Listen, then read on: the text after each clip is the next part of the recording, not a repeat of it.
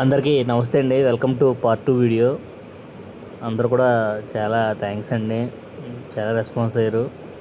ఇవన్నీ ఆ రోజు తీసుకొచ్చి మెకానిక్ గారు చూపిస్తే ఇది పౌండరీకి పట్టుకెళ్ళాలని చెప్పారు. పౌండరీకి పట్టుకెళ్ళాను.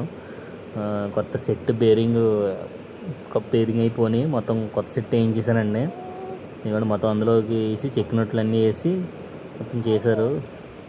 మొత్తం సెట్ చేసి మనకి ఇస్తే మనం వెళ్ళి మన వ్యాన్కి బిగించుకోవాలన్నమాట. ఇవన్నీ చూడండి, చెక్కినట్టు అది మాత్రం చెక్కినట్టు బిగించినట్టు చెక్కినట్టు అనమాట.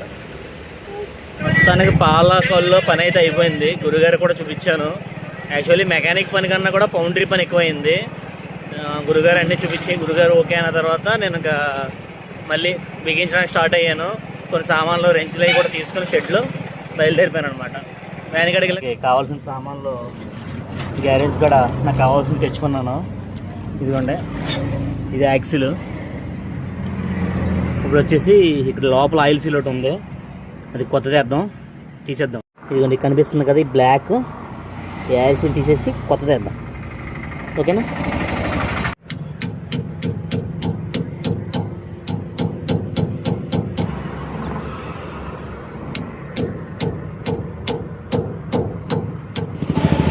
నా వీడియోలు చాలామంది చూస్తున్నారండి, కానీ లైక్ చేయట్లేదు.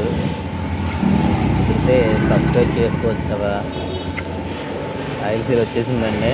ఎందుకంటే కొత్త ఆయిల్ సీల్, పాత ఆయిల్ సీల్ అన్నబంట రాసి ఆయిల్ సీల్ రికార్డ్ చేస్తే అయిపోతుంది.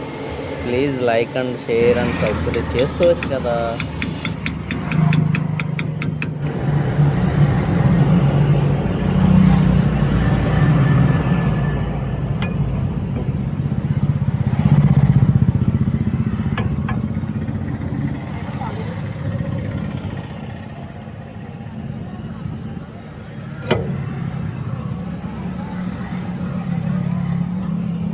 వర్క్ అయితే ఆల్మోస్ట్ కంప్లీట్ అయిపోయింది. కొంచెం చిన్న ఇబ్బంది పెడతాయి కదా, ఇబ్బంది పెట్టింది.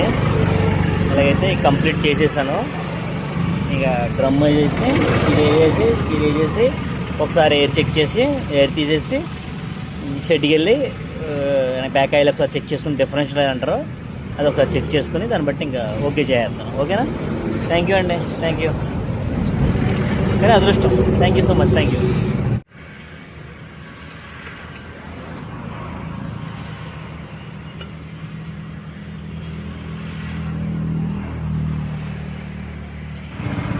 మొత్తానికి కంప్లీట్ అయింది. నెక్స్ట్ షెడ్కి వెళ్దాం.